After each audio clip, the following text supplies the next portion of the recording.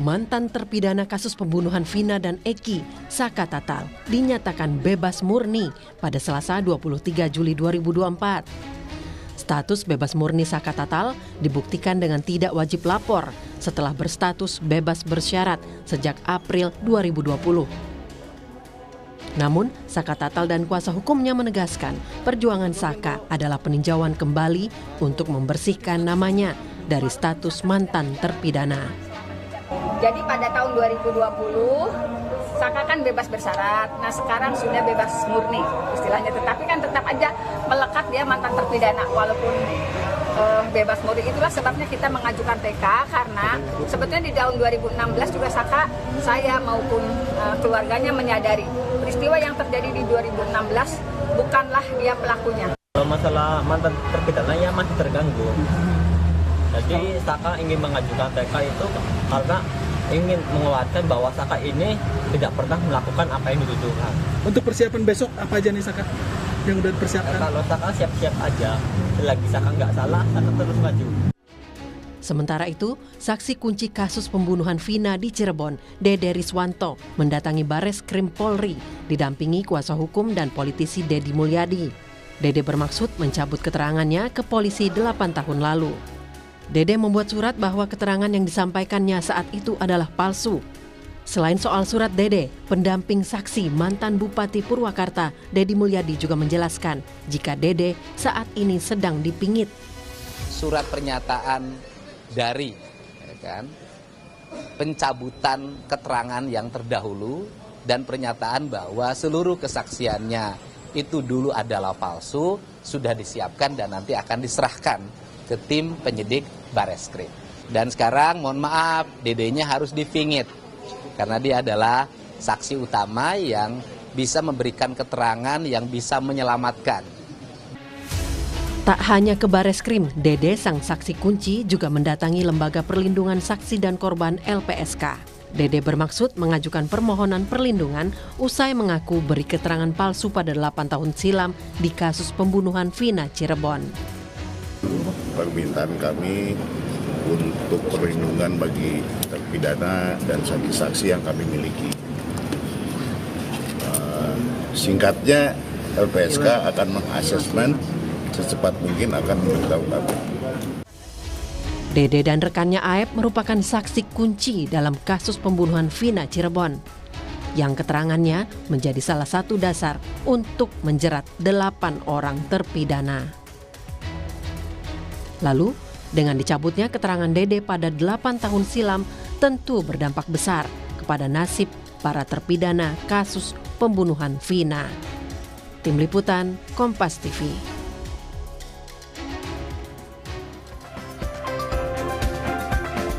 Salah satu mantan terpidana kasus Vina yang bebas bersyarat, Saka Tatal dan kini bebas murni.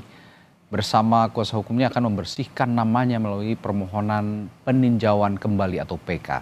Selain itu, saksi kunci kasus pembunuhan Vina, Dede, mencabut keterangannya 8 tahun lalu karena disebut palsu. Lalu apa saja dampak sidang PK Saka Tatal dan dicabutnya keterangan Dede ke para terpidana kasus pembunuhan Vina? Kami akan membahasnya. Di studio sudah ada pakar hukum pidana Profesor Jamin Ginting. Selamat pagi, Prof. Jamin. Pagi Pak Satrio. Dan secara virtual hadir juga kuasa hukum Saka Tatal nanti yang akan dihadirkan oleh kami, lalu juga yang saat ini sudah bergabung kuasa hukum 4 terpidana kasus Vina, Jutek Bongso, dan juga kuasa hukum Ibtu Rudiana, Pitra Romadoni. Selamat pagi Bung Pitra dan Pak Jutek. Selamat pagi. Selamat pagi. Iya. Selamat pagi. Salam sehat buat kita semua. Salam sehat. Saya ke Pak Jutek dulu kalau begitu, melihat sidang yang akan digelar hari ini, sidang PK, apa respons dari Anda, apa yang akan Anda sampaikan Pak Jutek sebenarnya? Baik, selamat pagi Mas. Ya. Saya melihat PK hari ini, tadi malam juga saya bertemu dengan pengacara dari Peggy selain Bu Titin.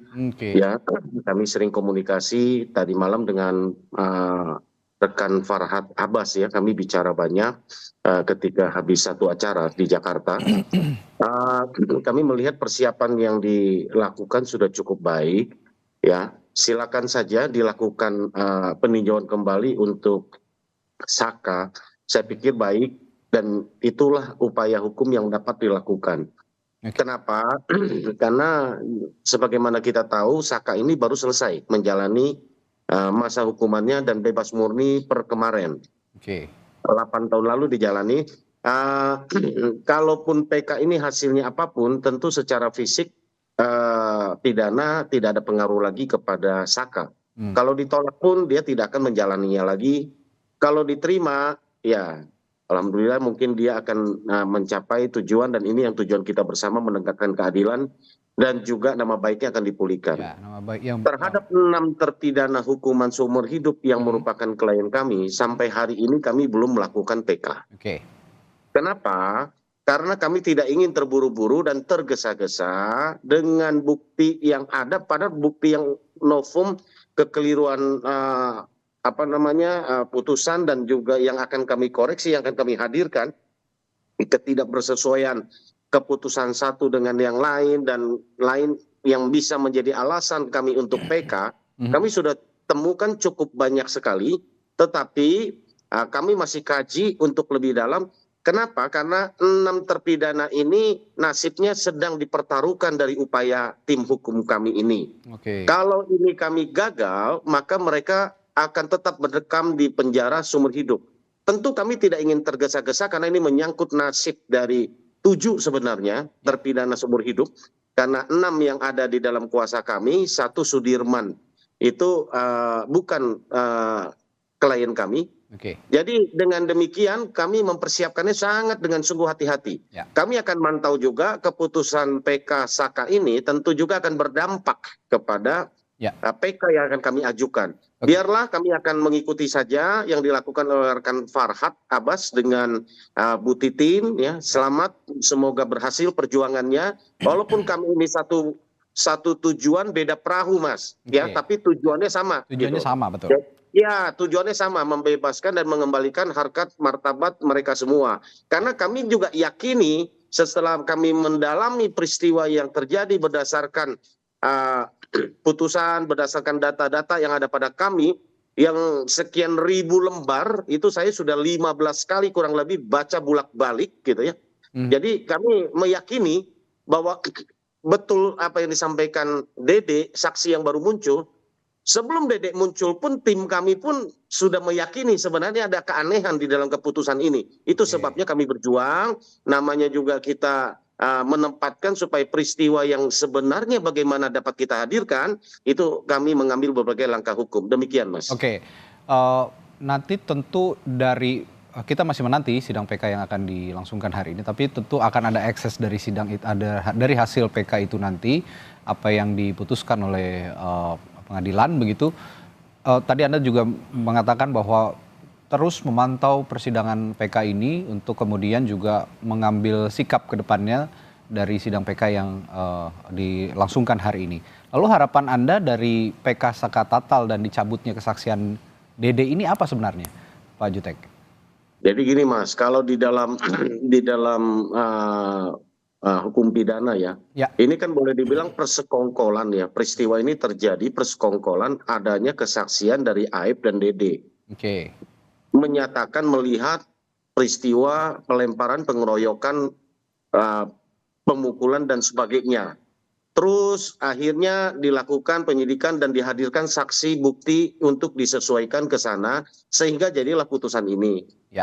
Dikuatkan oleh saksi lain yang mengaku melihat, yang dihadirkan di persidangan namanya Liga Akbar. Secara konstruksi persekongkolan ini menurut saya sudah pecah kongsi. Pecah kongsi ini oleh karena 2 orang yang mendesain peristiwa ini, yaitu Dede dan Aib, ini patut kita uji, patut kita duga kebenarannya dengan hadirnya Dede dengan mengatakan semua peristiwa itu tidak pernah terjadi dan itu adalah karangan dari Aib dan Aib Turudiana menurut pengakuan dia. Dan ini perlu kita uji, ya, kita perlu uji apa benar pengakuan yang disampaikan oleh Dede tersebut. Kalau memang benar, ya berarti kan tinggal Aib.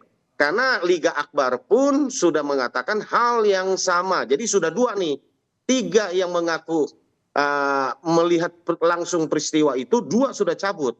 Itu sudah satu alat bukti. Karena klien kami pun sekali lagi, kami ketika membaca, dihadirkan tidak ada ya bukti langsung yang menyatakan mereka ini pembunuhannya, pembunuhnya maksud saya, kalaupun ada pembunuhan itu.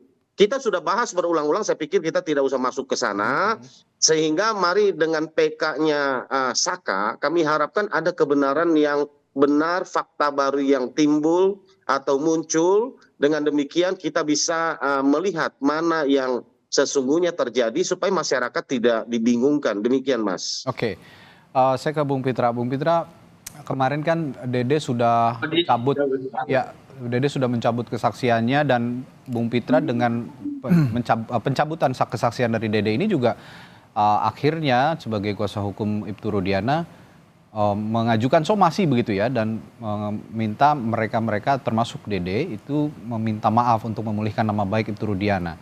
Nah, sejauh ini langkah somasinya bagaimana, Bung Pitra? Ya, Bung Satrio, terima kasih. Ya. Yang pertama kan tegas kita sudah sampaikan dan peringatkan secara baik-baik. Artinya apa?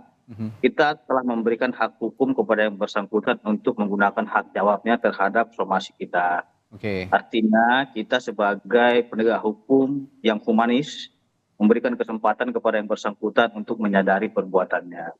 Akan tetapi sampai detik ini juga kita melihat yang bersangkutan tidak menyadari perbuatannya, malah membuat guyonan yang menurut kami ini adalah penghinaan terhadap penegakan hukum di Republik ini. Dengan kata buat apa saya minta maaf? Artinya di sini kita melihat dia ini ingin mempermainkan hukum. Untuk itu karena memang bahasa-bahasa seperti itu kami nilai sangat merendahkan penegakan hukum. Tentu demi kepentingan hukum akan kita proses itu secara pidana. Terus yang kedua, berbicara hukum bukanlah berbicara terkait dengan keanehan, akan tetapi berbicara terkait dengan fakta hukum, bukti-bukti, dasar hukum, dan lain-lainnya. Kita ketahui bahwasanya keterangan-keterangan daripada saudara Dede dan lain-lainnya itu telah dilakukan pengujian ya, baik aspek formil maupun materialnya. Ya. Telah dilakukan tahapan-tahapan penyidikan, penuntutan, dan proses pemeriksaan yang adil di persidangan. Artinya apa? Kalau dia berbicara saya menyatakan ini tidak benar, itu nggak ada artinya, nggak sia-sia, nggak bisa dicabut putusan pengadilan. Apa yang mau dicabut dia? Kan dia sudah memberikan keterangan di muka persidangan di bawah sumpah, yang artinya apapun yang telah dilontarkan dia ucapan itu tidak bisa dicabut karena itu sudah menjadi putusan ingkrah. Hebat banget seorang sipil. Contohnya kita melakukan perbuatan pidana, kita saksi dalam perbuatan pidana, tiba-tiba udah diponis seorang itu, kita bilang saya mencabut keterangan saya di persidangan gitu, tidak bisa. Pasal mana yang bisa mengatakan mencabut putusan pengadilan? Nggak ada. Tapi bisa dianulir melalui putusan PK. Itu secara keseluruhan kan gitu. Upaya hukumnya hanya PK. Nah, mengenai dengan peninjauan kembali yang dilakukan oleh Saka Tatal, ada 3 aspek yang harus kita lihat dalam putusan pengadilan. Yang pertama itu bisa diterima ya, atau diterima sebagian, diterima seluruhnya. Yang kedua ditolak secara seluruh. Terus yang ketiga ini diperbaiki. Ya, kalau putusannya itu diperbaiki, hati-hati loh. Ancaman pidana itu bisa bertambah ke dia. Aturan dari 8 tahun bisa berubah menjadi 10 tahun atau seumur hidup. Tergantung nanti hakim melihat apakah ada unsur mens rea ataupun perbuatan-perbuatan lainnya yang merintangi penyidikan dalam kasus ini. Ini yang harus dilihat oleh Saka Tatal ini. Gitu loh. Jangan juga kita menganggap ini harus kita para netizen sudah bebas, sah-sah saja dilakukan upaya hukum. Tapi dengan dasar 3 pertimbangan tersebut, apakah itu diterima, ditolak, atau diperbaiki? Itu yang menjadi nanti faktor penentu yang lebih dominan memutuskan itu adalah majelis hakim PK. Ya. Nah, itu kita lihat. Jadi jangan juga kita terlalu pede, paling itu diterima atau ditolak itu aja. Hakim bisa memperbaiki putusan itu. Walaupun dia merasa menyatakan itu tidak bersalah, tapi kan hakim harus melihat fakta yuridisnya. Adanya kemudian antara satu saksi dengan saksi yang lainnya. Jadi nggak bisa juga dibilang karena ini satu saksi ini menyatakan oh keterangan saya tidak benar. Ingat, satu saksi bukanlah saksi. Unus testis. Saksi di dalam perkara nomor 4 itu ya ada 26 saksi. Jadi jangan bilang karena satu saksi itu katanya keterangannya tidak benar, meruntuhkan 25 saksi lainnya. Tidak. Ya. 2 saksi aja sudah cukup untuk membuktikan perbuatan pidana gitu. Nggak mesti harus 1.000 orang atau 5.000 orang. Jadi nggak ada efeknya dan nggak ngaruh menurut saya. Silakan saja para 8 terpidana tuntut dia. Kalau perlu tangkap dan penjarakan. Kalau memang ada keterangan dia tidak benar. Karena kita hormati juga keterangan saksi 25 lainnya. Seperti itu, Bu. Ya, kalau saya lihat pernyataan Anda ini, Bung Pitra, ini ada ekspektasi sebenarnya dari Anda sebagai kuasa hukum Ibtu Rudiana terhadap putusan PK nantinya di pengadilan yang tadi Anda katakan bisa saja diterima sebagian, seluruhnya, atau bahkan ditolak begitu ya oleh pengadilan. Dan diperbaiki begitu. Nah, kalau ekspektasi Anda sejauh ini terhadap sidang PK ini bagaimana untuk kedudukan hukum Ibtu Rudiana ke depannya juga nanti? Ya, yang pertama ya, karena memang ada upaya hukum, tentu kan juga pasti ada juga upaya hukum yang dilakukan oleh pihak-pihak lain. Ini hati-hati juga loh kan gitu. Jadi apapun yang dilakukan oleh mereka pasti ada perlawanan juga. Tapi hal-hal tersebut jangan nggak perlu kita sampaikan apa-apa yang dilakukan perlawanan tersebut. Jadi tentunya kita menghormatilah upaya hukum yang dilakukan oleh rekan-rekan kita tim kuasa hukum Saka Tatal karena memang itu merupakan hak konstitusional yang diberikan negara kepada mereka. Akan tetapi tolong diingat, jangan nanti kalau memang putusannya nggak sesuai ekspektasi disalahkan pula hakim yang mengadili gitu, ataupun dibilang wah ini nggak benar dan lain-lainnya. Ya mudah-mudahan itu bisa sesuai dengan apa yang mereka harapkan. Tapi tolong diingat, apabila putusan itu nanti diperbaiki oleh hakim atau bertambah hukuman penjara kepada yang bersangkutan, ya konsekuensinya yang bersangkutan masuk lagi gitu loh. Itu aja. Baik, saya ke Prof. Jamin. Prof. Jamin tadi sudah disinggung sedikit oleh Bung Pitra soal sidang PK Saka Tatal hari ini. Ini putusannya kan bisa saja diterima sebagian, seluruhnya, lalu ditolak atau diperbaiki. Nah, dari masing-masing putusan itu kalau boleh kita kaji oleh Prof. Jamin begitu, apa dampak yang akan muncul terhadap masing-masing pihak, baik itu Rudiana, Saka Tatal sendiri, lalu juga para terpidana yang saat ini masih mendekam di penjara, apa dampaknya? Ya, pada prinsipnya PK itu kan bertujuan untuk kepentingan daripada terdakwa atau juga terpidana, begitu ya. Terpidana. Jadi pada umumnya PK itu tidak mungkin ada putusan lebih berat, ya, dibandingkan dengan hukuman yang sudah pernah dijalani, dan itu mustahil ya terjadi seperti itu. Nah, itu namanya kalau ada putusan itu maka dapat dikatakan putusan itu lebih kepada yang meringankan ya. Baik itu. Jadi kalau ada hakim yang memutuskan lebih berat, itu ada kekeliruan. Ya, secara hukum itu kekeliruan. Jadi itu karena itu demi kepentingan daripada pemohon PK itu sendiri. Jadi putusannya ditolak itu sudah cukup kalau memang itu. Tapi tidak ada yang memberatkan. Itu nggak pernah, hampir-hampir lah, nggak jarang lah terjadi ya. Nah, jadi kepentingan apa yang mungkin akan muncul? Di sini ada beberapa hal. Jadi PK itu kalau yang dihadirkan novum, maka nanti dalam sidang perkara pemeriksaan saksi, maka novum itu yang saksi itu yang berkaitan dengan novum. Contohnya, dia menghadirkan novum terkait dengan adanya video yang pernah terjadi di sana. Lalu maka orang-orang yang ada kaitan dengan novum itu akan menjelaskan kapan dia mendapat video tersebut, bagaimana cara mendapatkan video tersebut, dan isinya seperti apa bisa nggak diterangkan. Jadi semua novum ini itu nanti yang saksinya itu terkait dengan novum yang dihadirkan. Nah, bagaimana efek daripada novum itu? Kalau nanti di dalam pertimbangan majelis PK disebutkan kejadian yang sebenarnya dalam pertimbangan hukumnya, itu bisa digunakan nantinya bagi para terpidana-terpidana. Oh, ternyata kejadian yang sebenarnya itu berdasarkan novum yang dihadirkan itu begini. Maka itu nanti diambil menjadi dasar. Itu juga menguatkan ya, menguatkan para tadi yang ada yang mau akan PK kemudian. Saya kira lebih baik begitu. Jadi PK yang ini menjadi stepping stone ya, sebagai batu loncatan nanti putusan seperti apa bagi terpidana lainnya. Saya kira itu strategi yang cukup baik ya untuk bisa melihat. Dan kita sebenarnya intinya begini, kita pingin supaya kasus ini didudukkan dengan sebenar-benarnya, begitu kan? Siapa pelakunya, pasti ada pelakunya. Nggak mungkin orang mati nggak ada pelakunya ya. Pasti ada. Cuma jangan sampai kita menghukum orang yang tidak bersalah. Itu aja intinya. Jadi kalau nanti bisa dibongkar ini semua, dikembalikan kepada semula, mencari lagi pelaku aslinya, ini lebih baik saya kira begitu. Pandangan dari Prof.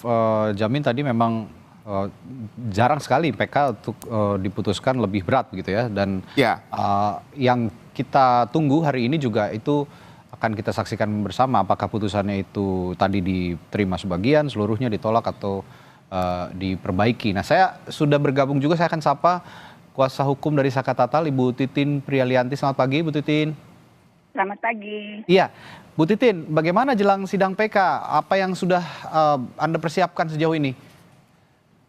Persiapan sih memang sudah dilakukan sejak kami mendaftarkan PK, kemudian menuangkannya di dalam memori PK. Tapi dalam perkembangannya, novum-novum yang sudah disampaikan dalam memori PK ternyata ada perkembangan lain. Dan itu akan menjadikan novum tambahan untuk menguatkan PK Saka Tatal. Ada novum tambahan. Apa saja Bu Titin kira-kira yang bisa digarisbawahi novum-novum tambahan ini yang penting begitu? Ya, novum tambahan itu kan waktu kita mendaftarkan PK, pra peradilannya Peggy yang dibebaskan kan belum tertuang di dalam memori PK. Kemudian juga ada keterangan-keterangan saksi yang di 2016 tidak pernah dihadirkan. Kemudian Dede mengungkapkan bahwa dia tidak pernah melihat dan merasakan terjadinya peristiwa pelemparan seperti yang tertuang dalam BAP di 2016.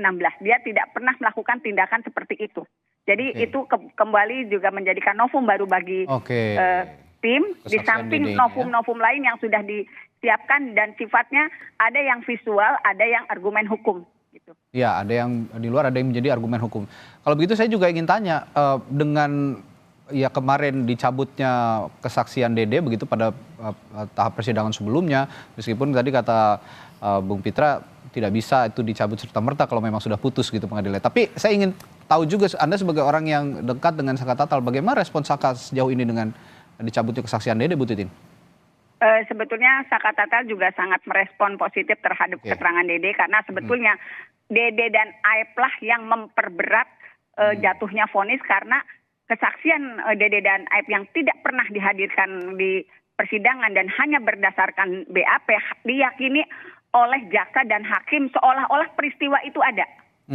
Padahal saya sendiri sebagai kuasa hukum di 2016, di 2017 sangat meyakini tidak pernah ada perkara pembunuhan dan pemerkosaan seperti yang tertuang dalam putusan. Karena memang tidak ada kesesuaian antara bukti yang dihadirkan dengan di persidangan. Tidak ada, walaupun kalau misalnya dalam putusan itu dalam tuntutan dinyatakan sebab kematian korban akibat tusukan benda tajam di dada dan perut, fakta persidangan tidak pernah mengkonfirmasi adanya tusukan. Apalagi dari hasil otopsi juga tidak ada tusukan. Sebab kematian korban karena retakan tulang tengkorak belakang. Artinya laporan polisi pada awal di tanggal 27 adanya kecelakaan, itu yang diyakini saya dengan bukti-bukti yang akan kita tuangkan di novum. Kalaupun misalnya ada argumen, apakah kecelakaan itu kecelakaan murni tunggal atau kecelakaan sebab lain, bukan kami yang harus membuktikan. Tetapi dari fakta persidangan, dari novum yang saya miliki, tidak ada penganiayaan, pemerkosaan, pembunuhan seperti yang tertuang dalam putusan. Ya, ada setidaknya ada 4 ya, Bu Titin ya, novum baru yang diajukan begitu, termasuk juga tadi sempat diungkapkan dicabutnya keterangan Dede ini juga menjadi salah satu novum baru yang diajukan. Jika begitu saya juga akan tanyakan optimisme Anda sebagai kuasa hukum Saka Tatal dalam menghadapi sidang PK hari ini, tapi jangan dijawab dulu Bu Titin. Saya akan tanyakan kepada Anda setelah jeda di Sapa Indonesia Pagi. Tetaplah bersama kami. Ya, kembali di Sapa Indonesia Pagi dan yang Anda saksikan ini adalah gambar terbaru saudara atau visual terbaru dari Saka Tatal yang hari ini akan menghadapi sidang PK, akan menjalani sidang PK bersama kuasa hukumnya. Tadi juga kuasa hukumnya sempat berbincang bersama kami dan mengungkapkan ada beberapa novum baru yang juga diajukan menyusul menghadapi sidang peninjauan kembali. Saya tadi sempat bertanya kepada Ibu Titin, namun Ibu Titin harus sebagai kuasa hukum harus langsung menuju ke tempat pengadilan, tempat sidang sepertinya. Saya sempat bertanya soal optimisme, dan kalau melihat dari pernyataan-pernyataan Bu Titin tadi, termasuk dengan novum yang baru yang diajukan oleh kuasa hukum Saka Tatal, ya sepertinya tampaknya cukup optimis ya untuk menghadapi sidang PK hari ini. Saya kembali Bung Jutek, Pak Jutek, kalau tadi melihat optimisme dari Saka Tatal begitu ya, dan Anda juga memantau, saya yakin memantau hasil sidang PK meskipun ini baru pemberian pengajuan begitu, nanti kan putusannya bukan ada di pengadilan melainkan ada di Mahkamah Agung. Bagaimana Anda melihat ini optimisme seorang Saka Tatal dalam menghadapi sidang PK-nya? Bung Satrio, sebelumnya mohon izin saya pamit undur diri dulu ya. Oh, jadi gini, Mas. Bung Pitra ada giat lagi. Iya, ada giat lagi. Mohon izin pamit ya. Oke. Oke. Ya. Kalau begitu nanti kita akan hubungi lagi Bung Pitra untuk meminta perspektifnya juga dari sebagai kuasa hukum Ibtu Rudiana yang juga punya kepentingan saya yakin untuk memantau sidang PK ini. Baik, terima kasih Bung Pitra kalau begitu. Baik, sampai jumpa lagi. Terima kasih. Salam sehat buat kita semua.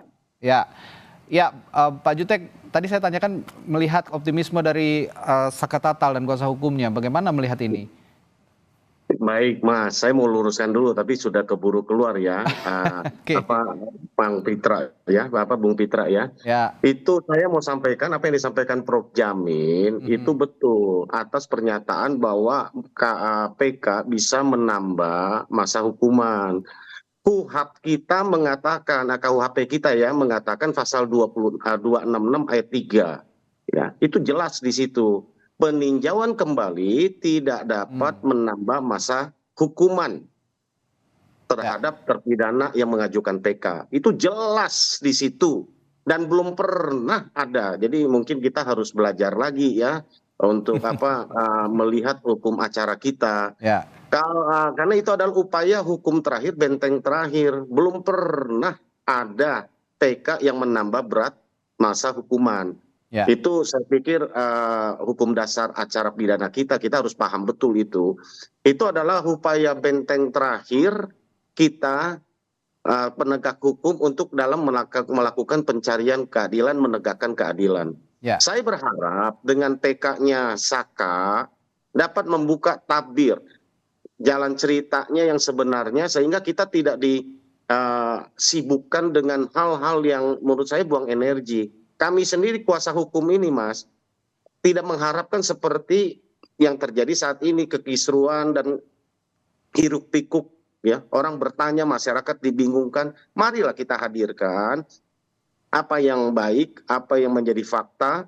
Mudah-mudahan harapan kami PK-nya Saka ini dapat membuka sesuatu yang baru. Ya, kalau kita bicara kejanggalan banyak sekali. Saya sampaikan ya, seperti kan kita di PK ini nanti Prof. Jamin bisa sampaikan bahwa alasan PK selain novum, ada ketidaksesuaian putusan dengan satu dengan yang lain saling bertentangan dan yang lain kami bisa hadirkan. Di dalam faktanya itu kan ada 3 putusan. Putusan 03 PN Cirebon, putusan 04, putusan nomor 16. Itu ada 3 putusan. Coba didalami. Kami temukan paling sedikit lebih dari 3 atau 5 putusan yang tidak menurut saya saling bertabrakan, inkonsistensi putusan satu, pada perkaranya sama, saksi yang dihadirkannya sama, kemudian keterangannya bisa berbeda. Ini juga menurut kami, pandangan kami seperti hanya mengejar formalitas. Yang disampaikan kemarin itu seolah-olah itu copy paste itu benar untuk hanya mengejar formalitas dari putusan. Mari kita uji ya. Kalau kita lihat di TKP, ada nggak petunjuk langsung yang mengarah kepada klien kami ini pelakunya? Ada tes DNA nggak? Darahnya darah siapa? Kalau ada perkosaan itu sperma siapa? Di lokasi TKP apakah ada ditemukan darah? Di lokasi perkosaan dan pengeroyokan ya. Nah, kemudian apakah lokasi itu benar terjadi pengeroyokan? Kan kelihatan itu tanah kosong, bekas tanahnya. Di temboknya apakah ada bekas tanah, bekas telapak tangan, dan yang lain. Tetapi faktanya Kami punya foto, punya buktinya, dan hasil olah TKP pertama kami punya buktinya. Bahwa hanya ada darah keluar dari sekitar helm tempat di mana jenazah tubuh Eki ini ditemukan. Dan fakta yang lain adalah lukanya itu hanya sebelah kanan semua. Motornya pun rusaknya sebelah kanan semua. Seperti yang kita sering sampaikan, secara logika, betul nggak kalau membunuh itu nanti dia goyang-goyang, kita pilih sebelah kanan baru tusuk, kita pilihin. Ya itu yang disampaikan lah. Menurut saya mari kita bermain memikir secara logik apa yang sesungguhnya terjadi. Apalagi di lokasi TKP ditemukan ada di kira-kira 20 meter apa 10 meter dari situ ya, berapa meter lah ya, beberapa meter dari situ, itu ada dugaan daging di baut ya, salah satu baut di jalan ada daging tubuh dari korban ini. Kita lihat memang dan kita lihat ada goresan dari situ ya di jalannya, aspalnya menurut olah TKP. Itu yang kita minta polisi coba dipelajari dan diulang kembali peristiwa itu, apakah pembunuhan ataukah kecelakaan. Karena kalau kita berfokusnya terus kepada pembunuhan dan sementara fakta yang kami hadirkan sekarang ini pembunuhan itu kita anggap hampir dapat dipastikan tidak ada oleh karena saksi yang melihat pembunuhan itu semua sudah mencabut, apakah kita terus mau melanjutkan apa yang sudah kita mulai 2016 lalu? Itu aja Mas. Baik, gitu. Ini menarik karena arahnya sekarang justru dari setidaknya dari Anda sebagai kuasa hukum para terpidana yang saat ini sedang menjalani hukuman, perspektif peristiwanya bukan pembunuhan begitu ya Pak Jutek, melainkan sepertinya kami condong ke kecelakaan begitu ya. Kami sudah hampir 100%, sudah 99,9% meyakini ini adalah kecelakaan. Ya itu tadi saya sampaikan, dari bukti luka tubuh korban dua-duanya lukanya, semua sebelah kanan. Motornya rusak sebelah kanan. Di lokasi darahnya hanya ditemukan di lokasi kecelakaan. Dan tidak berceceran, Mas. Kalau pembunuhan diletakkan, Mas, kalau betul tubuhnya itu dibawa dari tanah kosong, lalu ke flyover yang jaraknya 1,2 km, sepanjang jalan itu saya pikir pasti harus ditemukan ada darah. Entah tetesan, entah apa, ini tidak pernah. Kemudian ketika ditaruh di lokasi kecelakaan, tempat tubuh ini ditubuhkan, begitu rapi. Darah itu masih mengucur dan hanya di sekitar, kalau dia kepalanya ada di situ hanya helm. Di luar dari situ nggak ada darah berceceran satu tetes pun atau apapun. Ya kalau itu bisa dihadirkan, mari kita berdiskusi. Tapi sepengetahuan kami dan foto yang kami lihat dan bukti yang kami dapatkan, ya kan, bahwa itu nggak ada. Kan sungguh aneh. Rapi sekali di lokasi ditemukan darah itu banyak loh Mas. Itu yang keluar dari kepala itu kita lihat itu di sekitar itu mungkin ada sekitar 50 cm, 40 cm itu ngucur darah. Saya sungguh pikir hebat sekali ya membawa orang 1,2 km tubuhnya, apalagi katanya didudukan Vina itu di motor, di dalam forensik visum yang dihadirkan, kakinya hancur. Kakinya hancur. Saya bingung gitu loh, mendudukannya, apalagi yang mendudukan itu membawanya ini adalah DPO yang sampai saat ini belum tertangkap. Dani dan Andi gitu loh Mas. Ini fakta-fakta yang saya buka sedikit lah supaya masyarakat dapat melihat gitu. Kita berharapnya Bung Pitra sebagai kuasa hukum Ibtu Rudiana tetap ada di sini tadi, karena saya akan tanyakan sebetulnya kepada Bung Pitra, karena Ibtu Rudiana lah yang melaporkan hal ini sebagai peristiwa pembunuhan begitu awalnya begitu. Nah kalau saya mau bisa tanyakan ke Prof Jamin, kan Ibtu Rudiana yang melaporkan peristiwa ini sebagai peristiwa pembunuhan, sedangkan Pak Jutek tadi menganggap bahwa 99% meyakini bahwa ini sebenarnya tidak ada peristiwa pembunuhan dan kecelakaan. Bagaimana melihat ini? Mana perspektif peristiwa yang paling relevan dengan peristiwa pidananya? Ya, tentu kalau ada kasus laka lantas, ya tentu diselidiki oleh bidangnya laka lantas ya. Dan konstruksi penyelesaiannya juga adalah penyelesaian laka lantas. Tapi kalau ada laka lantas yang diduga sebagai suatu rekayasa, maka rekayasa itu terjadi karena apa? Apakah karena pembunuhan? Apa karena memang ada kesalahan-kesalahan yang memang penganiayaan seperti tadi, seperti itu. Nah, itu jauh berbeda, sangat jauh. Buktinya juga sangat berbeda. Nah, jadi kalau Ibtu Rudiana yang melaporkan ini sebagai suatu tindak pidana bukan laka lantas tapi kejahatan, contohnya adanya pembunuhan yang berencana, harus didasarkan kepada bukti-bukti yang cukup kuat juga, gitu ya. Nah, inilah sangat disayangkan memang dari pertama ini masalahnya yang saya katakan sebagai scientific crime investigation-nya nggak jalan begitu. Sehingga pandangan-pandangan yang terkait dengan disampaikan kuasa hukum tadi itu kelihatannya dari perspektif kuasa hukum. Dari perspektif dari pelapor, ya dalam ini itu Riada seperti ini. Jadi kita hanya penguatan sekarang hanya di dalam konteks saksi saja gitu, orang yang melihat. Dan saksi ini sebagian sudah mencabut kasus ini. Jadi sangat berat saya kira kalau memang saksi sudah mencabut adanya suatu kejahatan yang diduga sebagai laka lantas gitu, maka nanti tinggal bagaimana perdebatan ini aja kepada pemeriksaan. Saya kira yang paling penting begini, ini kan mulainya dari Ibtu Rudiana. Harusnya Ibtu Rudiana inilah yang dipanggil Kapolri ya untuk menjelaskan ini kepada Kapolri dan juga diperiksa begitu. Mungkin sudah dilakukan, tapi kan publik mungkin bukan konsumsi publik ya. Dan tapi juga harus disampaikan begitu. Apakah dia bagaimana cara pertama sekali dia bentuk laporannya, modelnya model apa begitu. Nah, ini harus disampaikan ke ruang publik juga supaya publik paham. Jadi kita nggak sampai nanti memfokuskan terus ke Rudiana, tapi Rudiananya nggak muncul begitu. Padahal Rudiana dibawa Kapolri. Padahal Kapolri tinggal merintahkan aja. Itu saya tidak artinya ada lawyer boleh, lawyer itu hak setiap orang. Tapi apa perlunya Ibtu Rudiana ini secara pribadi langsung muncul ke depan publik tidak diwakili kuasa hukum? Sekarang Rudiana kan masih aktif, anggota kepolisian.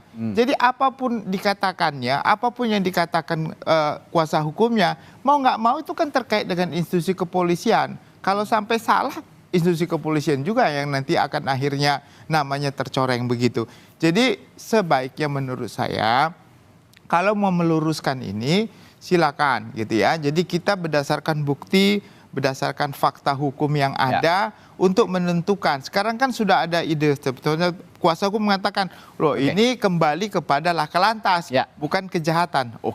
Nah kita sekarang buktikan aja nanti kita apakah ini kejahatan laka lantas, karena bukti crime investigation, scientific crime evidence-nya nggak ada gitu. Jadi kita mau bagaimana? Ya ini yang juga nanti akan didudukan saya pikir di sidang PK-nya Saka Tatal juga nih, Prof Jamin, dan kita akan nantikan nanti akan bergulir pukul 9.